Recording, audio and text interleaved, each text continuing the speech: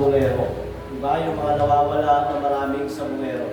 Pero alam niyo ba, maraming mga nagsasabing Kristiyano sila ay sabungero. Uso po ngayon yan, yung mga Kristiyanong sabungero. Pinagsasabong nila ang biyaya at kautusan na parang magkalaban ang law at grace. Kaya ang tawag sa mga ganong Kristiyano, hindi siguro Kristiyano, may mga Kristiyano rin, pero dahil sa kakulangan sa kaalaman, pinaglalaban nila si grace at si law. Na parang si grace ay isang manok at si grace ay si law ay isang manok. Si law ay nasa Old Testament, si grace ay nasa New Testament. Bunga yun ng maling pagkaunawa sa Biblia. So ang ating pag-aaralan ngayon ay tungkol sa 10 utos ng Diyos o sa law, moral law o kautusan. At ang ating lecture galing sa libro ni Pastor Noel Espinosa, yung Christian Holiness. So umpisahan ko ang ating pag-aaral. Ang standard ng good and wrong. Ano ang pamantayan ng tama at mali, mabuti at masama? Malinaw ba ba? So, ang unang tanong diyan, ano ba ang pamantayan ng good and wrong, tama, mali, mabuti at masama? Merong dalawang negative o maling sagot. Una, individual conscience. Sabi ng mga tao, ang pamantayan daw ng good and wrong, tama, mali, mabuti at masama, ay individual conscience. Pero, mali iyon, not individual conscience. Kasi may panahon, sa Hukom 21:25, sabi diyan, ng panahon iyon, walang hari ang Israel, ginagawa ng bawat isa ang kanilang magustuhan. So sabi dito, nung panahon na ito, namatay na si Joshua, at namumuno noon ay mga judge, at ang mga tao sa Israel, ang sinusunod nila yung individual conscience nila. Anong nangyari? Chaos, anarchy, kaguluhan. Kaya ang sariling conviction natin ay hindi dapat ang standard ng good and wrong, mabuti at masama, dahil ito ay tutungo sa kaguluhan, pagkawasak. Bakit? Sapagkat ang tao ay makasalanan. So pagbagahan tayo ng standard ng good and wrong, tama, mali, mabuti, masama, hindi pwede ang individual conscience natin.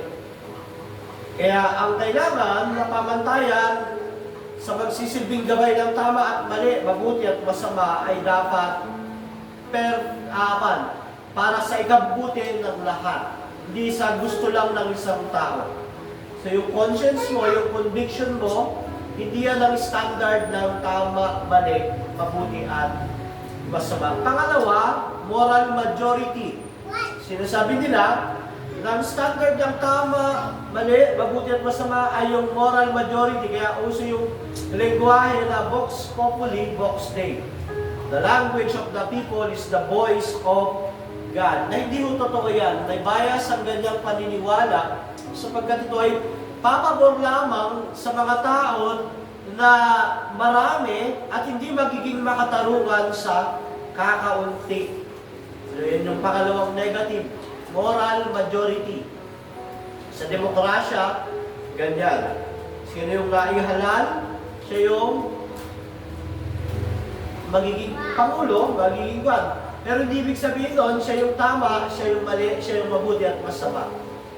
So hindi natin pwedeng maging standard ng good and evil, mabuti at masama, tama, mali, ang moral majority. Hindi porket marami, tama. Mas marami nga kayo ng false church, false teacher, false Christian. Kaya, hindi pwede yan. Dapat ang pamantayan ay para sa lahat ng uri ng tao, anuman ang kanyang kalagayan o pagkakakilanlan. Dapat ang pamantayan ito ay para sa lahat. Sa nakakarami, sa nakakaunti, sa conviction ng bawat isa. So, ano ang pamantayan ito? So much better, sino ang pamantayan ito? Ang sagot diyan, ang Diyos at ang kanyang 10 utos, ang kanyang kautusan. Ang 10 Commandments ay ang standard ng good and evil, tama at mali ng Diyos. Ito yung pagpapakita ng kanyang holy Next, sabi ni Pedro sa unang Pedro 1:15-16, dahil ang Diyos ang pumili sa inyo ay banal, dapat din kayong magpakabanal sa lahat ng inyong ginagawa. Sapagkat nasusulat, magpakabanal kayo sapagkat ako ay banal. So, ang standard ng Diyos, ng holiness, ay ang kanyang law, siya mismo ang Diyos. Hindi mo pwedeng ihiwalay ang kautusan sa Diyos dahil yun mismo ang standard niya na ibinigay sa tao. Pero hindi po siya nasasakop ng kanyang kautusan. Dahil ang Diyos ay Diyos. Pero sa creation niya, yun ang standard ng Diyos para sa holiness. So, ito ang 10 utos. Familiar tayo dyan. Exodo chapter 22 verse 17. Lord willing na, magkaroon tayo ng tarpaulin diyan para ma-remind yung tao regarding sa 10 utos ng Diyos o 10 commandments. Pero ano ba ang 10 utos? Ito ay matatagpuan na utos sa lumang tipan na tumutukoy sa Mosaic Law. Sama rito ng tipan ng Diyos sa Israel. Mabasa natin yan sa Deuteronomy 4:13. Sabi diyan, pinapahayag niya ang mga tuntunin ng kasunduang ginawa niya sa inyo ang 10 utos na isinulat niya sa 2 tapyas ng bato. Pag sinabing 10 utos, yan yung summary ng covenant ng Diyos sa Israel. Pero mga kapatid, bago ang pagpapahayag ng tipan dito, bago maisulat sa bato ito, meron ng 10 commandments dahil ang Diyos ay gawa sa image of God. Gawa ka sa image ng Diyos, dahil ang 10 commandments ay very character ng Diyos, kahit wala pa ng 10 commandments, alam ni Cain at ni Abel na masama ang pagpatay. Diba? Pinatay ni Cain si Abel. At alam ni Joseph, nung tutuksoin siya ng asawa ni Potiphar, na bawal siyang makiapid. Pero wala pa ang 10 utos noon. Bakit? Naka-engrave sa puso ng tao ang 10 utos dahil siya ay gawa sa image of God. Kahit yung mga tribo na hindi alam ang Christianity o ang Judaism, alam nila bawal pumatay, masama pumatay. Alam nila masama magnakaw, alam nila masama makiapid. Dahil sa kanilang buturan ng kanilang puso, andun yung imago Dei o image of God. So ang 10 utos, naging formal siya, naisulat siya sa bato noong nakipagtipan ng Diyos sa Israel. At nagpapakita ito ng pamantayan ng Diyos para ipakita ang pagiging makasalanan. Sabi ng Roma 3:19-20, alam natin na anumang sinasabi ng kautusan ay sinasabi sa mga nasasakop nito upang walang mahidailan ng sinuman. At dahil dito, mananagot ang lahat sa Diyos. Ang Diyos ay pamantayan para ipakita ang kasalanan pero hindi ito nagliligtas. Walang taong mapapawalang sala sa paningin ng Diyos sa pamamagitan ng pagsunod sa kautusan sapagkat ang ginagawa ng kautusan ay ang ipaalam sa tao na siya ay nagkasala. So, ang standard ng Diyos kung ano ang mabuti at masama, tama at mali, good and evil ay ang 10 utos ng Diyos.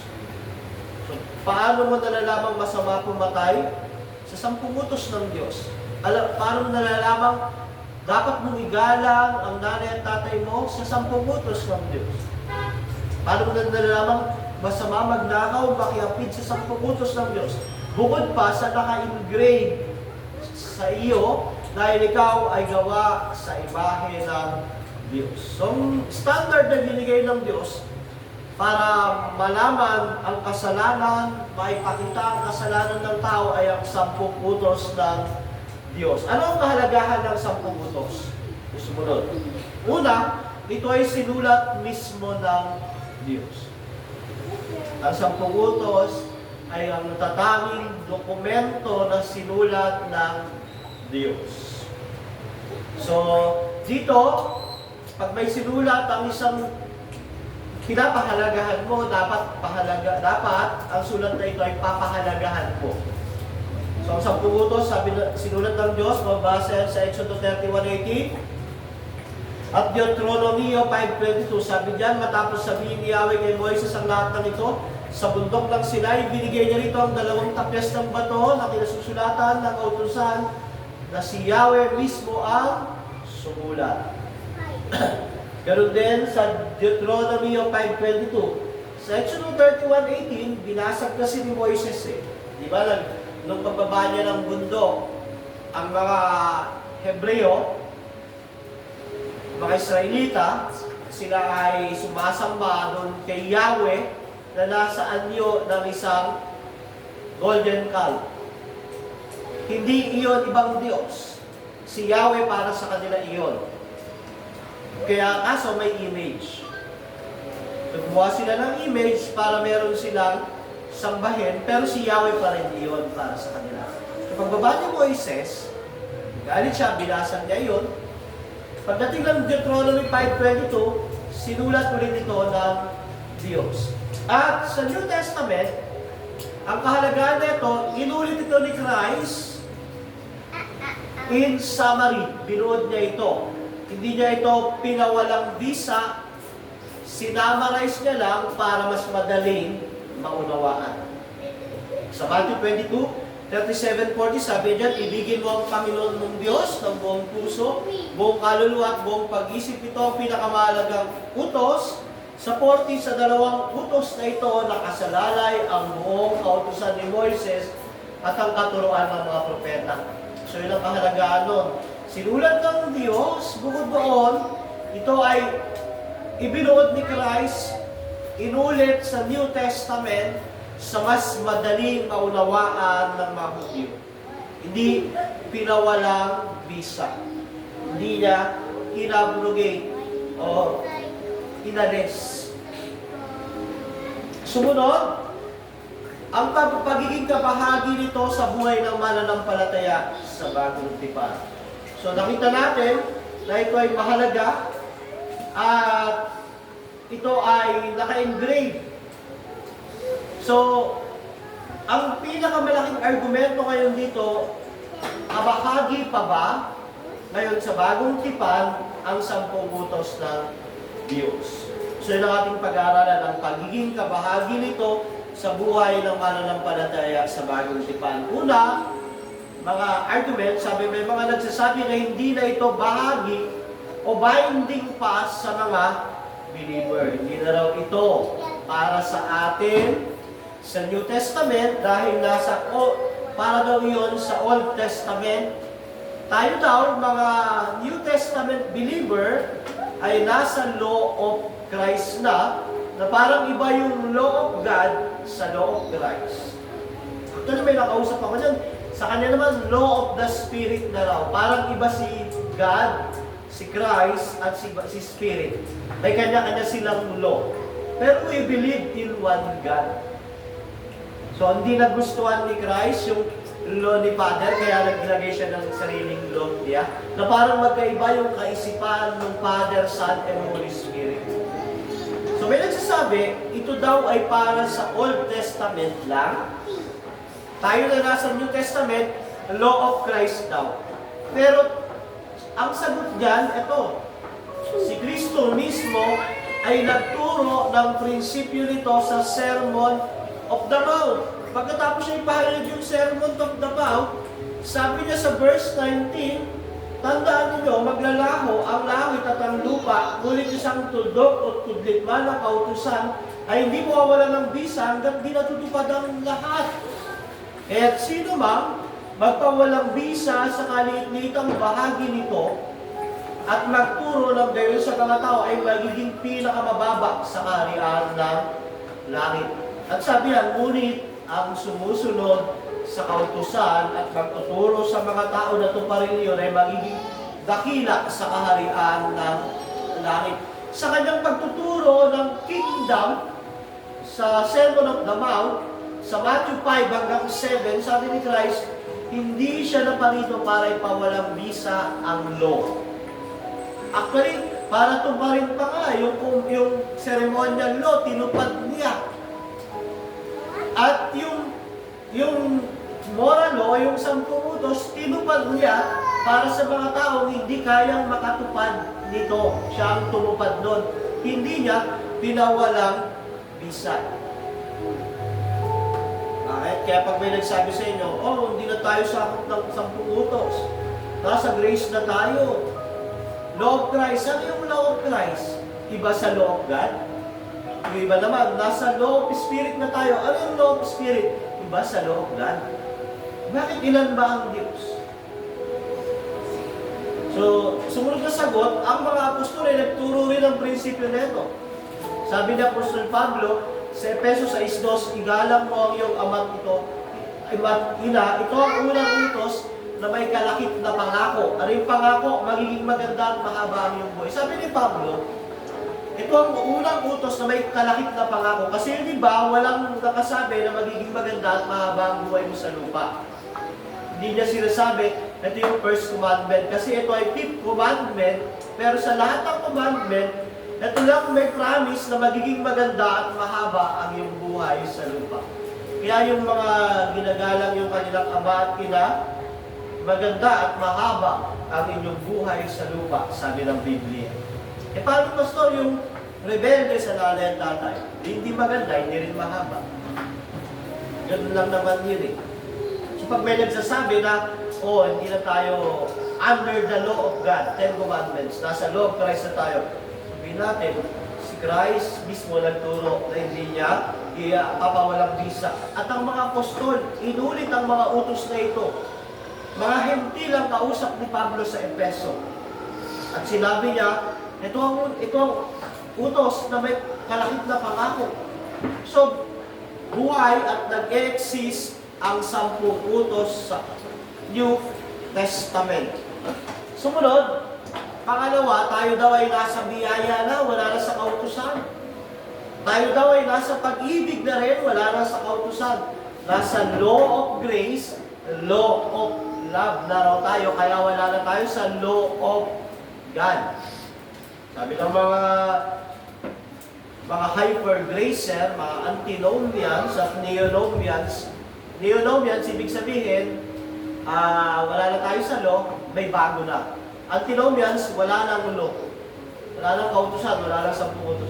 Sabi nila, tayo daw ay nasa biyaya na, wala na sa kautusan. Tayo daw ay nasa pag-ibig na. Law of love, wala na tayo sa kautusan. Ang sagot, tama. Tama. Pero, ang biyaya, ang nagpapatatag sa kautusan ng may pananampalataya. Hindi mo pwedeng pagsabungin ang biyaya at kautusan. Bagkos, ang biyaya, ang nagpapatatag sa kautusan. Sabi ng Roma 3:31, nung pinreach ni Pablo yung tungkol sa mga kasalanan at kagandahang loob ng Diyos, sabi niya, pinapawalang saysay ba namin ang kautusan? Dahil sa pananampalatayang ito, rin pananampalatayang ito, yung grace kay Christ. Sabi niya, hindi sa halip, pinapagtibay pa nga namin ito. Kaya, yung may mga Kristiyano akong naka-encounter sa buhay, pinaglalaban nila yung grace at law na parang pero sabi ni Pablo, hindi. Ang biyaya ang nagpapatatag sa kautusan ng may pananampalataya. Diba? Sabi niya, pinapawalang saysay, ina-abrogate ba namin ang law dahil sa faith na ito kay Christ? Sabi niya, hindi. Sa halip pinagtitibay pa nga namin ito. Pangalawa, nasa law of love na raw tayo, wala na raw tayo sa kautusan. Ang sagot, tama na naman. Pero, ang pag-ibig ang motibo. Di ba ang pag-ibig nasa puso? Ang kautusan ang nag-uutos nito mula Old Testament hanggang New Testament. Pag mahal mo ang isang tao, ano ang motibo ng pag-ibig? Ano ang utos ng kautusan? Huwag kang papatay. Huwag mo siyang pagnanakawan. Di ba? Kaya ang love, tama, nasa law of love tayo.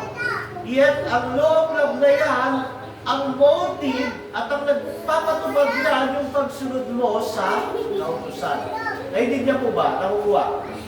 Pag sinabi ng ibang tao na wala na tayo sa law of God, nasa law of love tayo, tama. Pero ang pag-ibig ay ang motibo, ang kautusan ang nag-uutos sa atin para gawin yung motibo na iyon. Nag-iiwalay ba ang law of love sa law of God? Hindi po. Nag-iiwalay ba ang grace sa law? Hindi po. Bagkus pinagtitibay ng law o ng grace ang law at pinagtitibay ng love ang kautusan ang nag-uutos. Yung pagmahal mo ang tao, anong sabi ng kautusan? Huwag kang papatay, huwag kang magnanakaw, huwag kang pagmahal mo ang asawa mo, huwag kang makikiyapin. Diba? Pag ang motibo mo nagmumula sa puso, love, sa iyong asawa, ang magtuutos sa iyo niyan, yung kautusan, pag nabasa mo no, huwag kang makikiyapin. Diba? Sabi ng Roma 13:9-10, ang mga utos, sabi ni Paul, gaya ng huwag kang mangangalunya, huwag kang papatay, huwag kang magnanakaw, huwag mong pagnasang bahagi ng pag-aari ng iba, isang utos to At alinbang utos na ito, tulad ng may nauwi, lahat sa isang utos. Ano yun? Ito yung motibo ng puso. Ibigin mo ang iyong kapwa gaya ng pag-ibig mo sa iyong sarili. Ang hindi gumagawa ng masama kanino man, kaya ang pag-ibig ang katuparan ng kautusan. Hindi pinagsasabong ang grace, law of love, at law of God. Dahil silang lahat ay magkakaugnay at magkakasama. Yan ang problem ng iba. Kumakalat yung ganyang katuruan, ang dami nilang nadadala. Wala na tayo sa law. Nasa grace na tayo. Law of Christ, law of love, law of spirit na parang magkakalaban sila.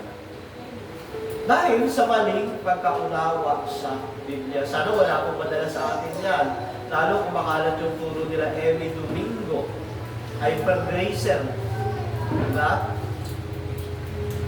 So kaya pag sinabi natin wala na, hindi na nagbabinding o nasasakop ng kautusan ng mga tao sa bagong tipan, wala na tayong pamantayan ng pagkakilala sa kasalanan at kabalalan. Pag sinabi mo na wala na ang law of God, wala na ang 10 utos sa New Testament, paano mo sasabihin doon sa mga nagpipista sa Quiapo na idolatry yun? Sabihin mo nga sa akin, anong standard mo? Wala. Kasi sasabihin lang sa iyo, ba't mo judge ng ganyan? Wala na tayo sa law. Diba nakalagay sa law yun? Huwag kang gagawa ng iba. Wala na sa kautusan. Hindi mo sila pwedeng sabihin na kasalanan yun. So pag inalis natin ng 10 commandments sa buhay ng believer at unbeliever, walang standard ng sin at holiness. Di po ba nakikita niyo yung point ng kamalian ng mga aral sa paligid tungkol sa law and grace? So, sinasabi naman ng iba, unang argumento nila yung nasa law of love na raw, law of grace na. Pangalawa naman, masyadong konti, 10 utos lang. Diba? Alam nyo kung 10 lang kasi, sabihin na 10, ang daming kasalanan, 10 lang. Masyadong narrow.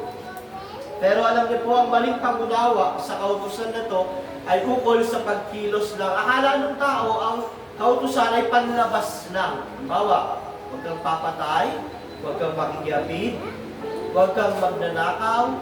Akala nila, yung panlabas lang yun. Di ba pag pumatay ka sinaksak ko, panlabas lang. Hindi. Ang 10 utos ay external at internal. Pati yung motive and action mo. Ang 10 utos ay positive and negative rule. Kaya hindi lang 10 iyan. Ang 10 utos ay sumasakop sa lahat ng kasalanan, panloob at panlabas. Halimbawa, huwag kang papatay. Ang gustong sabihin ng Diyos niyan, igalang ang buhay. Kaya pag ikaw, sabi ng Biblia, ikaw ay napopoot sa iyong kapatid sa kababagsak na kasalanan. Huwag kang papatay. Pinatay mo ba siya? Hindi. Pero sa loob mo, nasakop ka nung 10 utos, dahil ang 10 utos ay motive and action. Ang action, pinatay mo. Pero ang motive mo, puot na puot ka. Patayin na kita eh. Ganun eh. Patayin na kita eh. Nagkasala ka na kaagad. Lumabag ka na. So, akala lang iba, masyadong konti yan. Basta 10 utos na. Hindi po. Kahit 10 utos ay hindi lang panlabas. Hindi yung pinatay mo, sinaksak mo, patay. Hindi lang yung kasalanan, yung pagkapuot mo, pagkagalit mo, sa loob ay pagkakasala. Sakop yun ng 10 utos. Kaya sabi nga ni Santiago 2:9-11, Kung nagtatangi kayo ng tao, ito lang ang pagtatangi lang ng tao, hindi mo pumapatay ka na. Bakit? Kasi hindi mo pinapahalagahan ang buhay niya dahil mahirap siya, yung pinapahalagahan mo yung mayaman. Kaya sabi niya, kung nagtatangi kayo ng tao, kayo ay nagkakasala. Saan sa 10 utos yan? May matin dito. Ay, mahirap lang yan. Hayaan mo siya tumayo. Pumasok yung mayaman.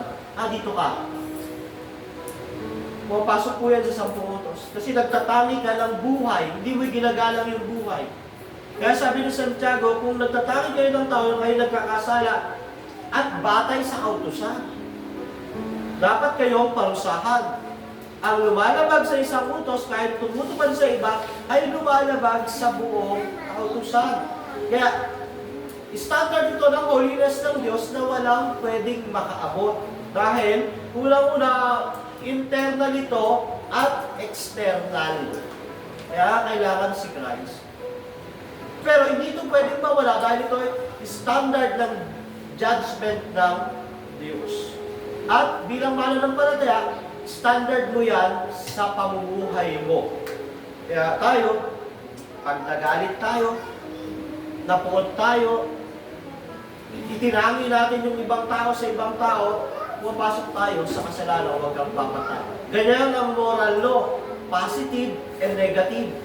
May pinagbabawal at may pinag-uutos. Ano to? Sin of omission and commission. Diba? Pag sinabi huwag kang papatay, binawalan ka. Pero kasabay niyan, yung positive niyan, igalang mo ang buhay. Huwag kang magtangi ng tao, huwag kang mapot, huwag kang magalit. Kasi ang akala ng iba, yung 10 utos ay panlabas lang, kaya maiksi. Tignan natin, huwag kang magnanakaw. Anong gustong sabihin niyan? Tapat na pamumuhay at pagbibigay. Sabi po sa Malakias 3:10, pinagnanakawan daw ang Diyos ng mga Hudyo. Bakit? Pero naman nila yun, pinaghirapan nila yun Hindi naman nila ninakaw Kasi ang utos, huwag kang kumuha. Ang positive noon, magbigay ka. Diba? Pumapas, hindi lang panlabas, panloob. So yung huwag kang magnanakaw ay yun yung negative. Ang positive yan, dapat tapat ka sa pamumuhay at tapat ka sa pagbibigay. Sabi nga, lahat naman ng bagay galing sa Diyos. Ang tanong nga, kanino ba yung pera mo? Kung sa iyo yan, sabi ng mundo, gamitin mo sa mundo. Pero kung sa Diyos yan, ibigay mo yung nararapat para sa Diyos. Sabi ng Efeso 4:28, ang magnanakaw ay wag na magnakaw. Yan yung negative. Salit magtrabaho siya ng marangal. Yan yung positive. Para sa sariling kabubuhay, yan yung tapat na kabubuhay. At makatulong sa mga nangangailangan. Sinasakop ng 10 utos ng Diyos ang lahat. Panloob, panlabas. Yan yung sin of omission and commission. Pupasok dyan yung 10 Commandments na alam mo yung masama, ginawa mo, yan yung negative. Pumatay ka, masama pumatay ka. Pero yung alam mo masama, magtangi ng tao, ginawa mo, o kaya naman dapat mong galang yung buhay, hindi mo ginawa, kasalanan. Diba? Parang yan, masama magnakaw, ginawa mo. Alam mo, tama ang pagbibigay para sa gawain ng Panginoon, hindi mo ginawa, papasok ka sa pagdadala. Kahit nag-gets po natin yung scope ng 10 Commandments na hindi lang external, internal. So, sino commission and commission, sabi ni Santiago, ang nakakaalam ng mabuti na dapat nang gawin, ngunit hindi ito ginagawa ay nagkakasala. Tama ba kumatay ng prayer meeting? Hindi ko kumatay? Saan ka bumagsak nun?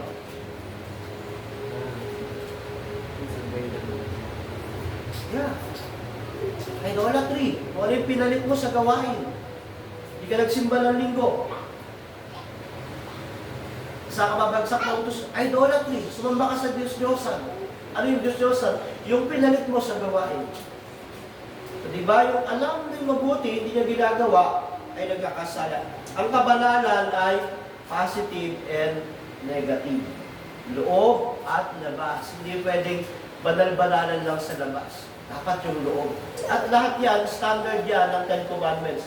Kaya sabi ng ikalawang Korinto 7.1, mga minamahal, yang pinangako sa atin ng bagay na to, alisin natin sa ating sarili ang lahat ng nakapagpaparumi sa ating katawan at sa ating espiritu. Loob at labas. Sikapin natin mamuhay ng may ganap na kabanalan at paggalang sa Diyos. Active and motive rule. Ang 10 utos, sinasakop lahat ng dahilan na nagdadala sa tao. Tawa, nag-isip ka ng masama. Nagkasala ka na. Hindi mo ginawa yung tama, nagkasala. Papasok ka roon sa 10 commandments. Sabi rito sa bawa, yung huwag kang papatay, ang gusto sabihin ng Diyos, huwag kang mamumuhi, huwag kang magtatangi, huwag kang magagalit ng sobra. Okay lang magalit, pero huwag kang magkasala. Kaya ngayon pagkapuot ang language, magalit ng sobra, mamuwi. Sabi ng Matthew 5:21, 22, narinig niyo sinasabi ng mga inyong ninuno, huwag kang papatay, ang sino mang pumatay, malalagot sa hukuman. Ngunit sinasabi ko naman sa inyo, ang sino mang napupot sa kanyang kapatid, ay malalagot sa hukuman. Positive, negative, internal and external, commission and omission. Ang umamak sa kanyang kapatid ay malalagot sa kataas-taasang kapulungan ng Hudyo. At sino mang magsabi sa kanyang kapatid ng ULOL ka ay nanganganib na maparusahan sa apoy ng impyerno. Hindi pa ito mamapatay. Sinasabi lang ni Christ na murahin mo lang yung kapatid mo, pumasok ka na kaagad dun sa wag kang papatay. Sumunod, huwag kang makikiapin. Ano yung buwan doon? Sabi dito, ano yung sinasabi, huwag kang makakalo niya. Ngunit, sinasabi ko sa inyo, ang sino mang tumingin sa isang babae ng may paglalasa ay nakakalo niya na. Kaya dapat yung mga kababaihan, dapat huwag naman huwag kayo magsusot yung panda hanggang belt. Pero wala hanggang belt. Dapat modest, kagalang-galang. Kasi nagiging sarili ng pangangalunya sa puso. So tumingin pa lang tayo ng may paglalasa, pasok na kagad tayo sa wag kang makikiapid. Ganyan ang moral law. Yan ang standard ng Diyos, ang taas ng standard ng Diyos. Kaya ang pagpatay sa kasalanan ay nagsisimula sa loob palabas.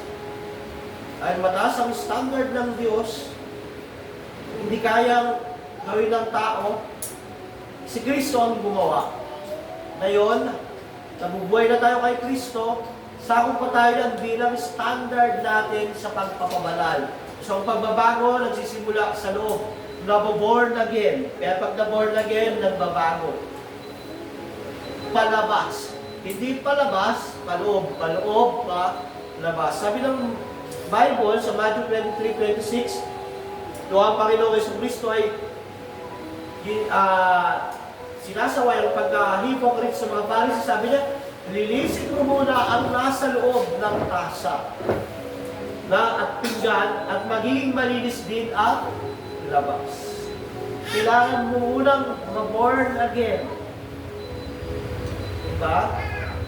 Sumunod, ang mga mananampalataya ay nasasakop pa din ng kautusan, pero nakapailalim sila kay Jesus. Ito yung 10 Commandments na hindi natin kayang gawin, ginawa ni Christ, under tayo ni Christ, diba? At ang nagpatibay ng kautusan na hindi natin kayang gawin ay si Christ. By the power of the Spirit, tinutulungan tayong magtagumpay at ma-overcome iyon.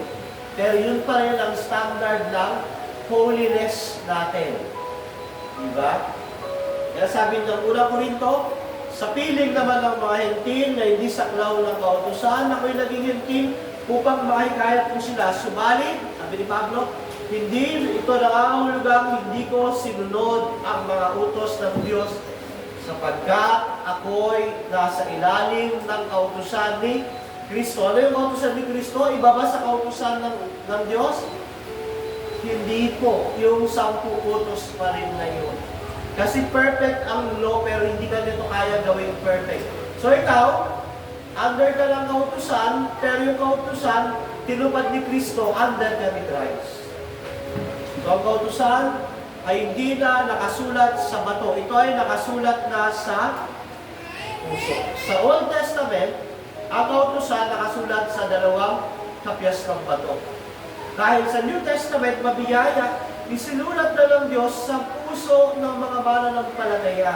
Kaya sabi ng Hebreo 8:10, ginagamit din ito ng mga nagsasabi na law of Christ na tayo.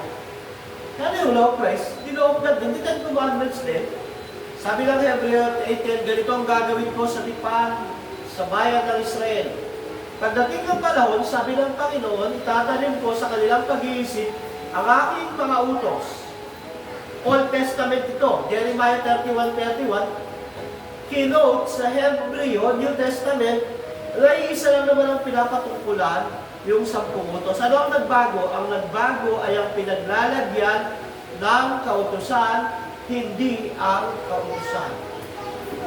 Mula sa bato, ito ay nakasulat na sa mga puso ng mananampalataya na nasa ilalim ni Jesus.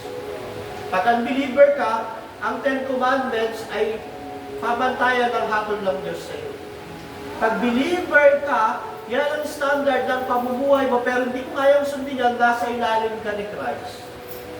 Ang law ay perfect, pero hindi ka yan kayang gawing perfect dahil ang makakagawa lang ng perfection sa atin ay ang pananampalataya kay Kristo. Si Kristo lang. So, we are not saved by the obedience of the law. Hindi mo tayo naliligtas sa pagsunod sa kautusan. Dahil hindi natin ito kayang sundin perfectly. Because we cannot obey it perfectly. Pero, yet we obey the law because of the response of love to the grace and goodness of God through His Son, Jesus Christ. Kaya tayo sumusunod sa kautusan dahil alam natin mabiyaya na pagmahal ng Diyos sa pamamagitan ng Yesu Cristo. So, anong standard ng holiness ng believer? Yung law. Anong standard ng judgment ng unbeliever? Yung law. Isa lang po ang law na binigay ng Diyos. 10 Commandments. Ano yung sinulat sa puso? 10 utos. So yung mga nagsasabi, nagtuturo, wala na tayo sa law of God, Old Testament, nasa law of Christ, law of love, law of spirit. Tama. Pero ano yung law na yun? 10 utos pa rin ng Diyos. Kasi iisa ang Diyos. Ano yun? Ayaw ni Christ yung 10 utos. Ayaw na, gusto ko 2 na. Ayaw ni Holy Spirit yung ano yung nagkakontrahan silang 3? Maling pagkaunawa sa Diyos, maling pagkaunawa sa Biblia. Lamang po kung